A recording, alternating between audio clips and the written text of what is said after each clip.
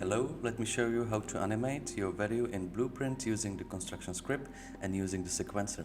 I have this really simple blueprint which is controlling the light intensity. As you can see here, it's working in editor because I'm using the construction script. To be able to see it in a sequencer, I need to click on my video and here expose to cinematic, compile and save. Now when I double click the sequencer and I add my blueprint over there, I should be able to find the light intensity. When I create a keyframe and I'm trying to animate it, you see nothing's really happened, but the value is changing. If I move in a time, nothing is happening. And I will show you how to fix it. You see the value here is changing, but it's not running the construction script. You need to change it here to see the changes.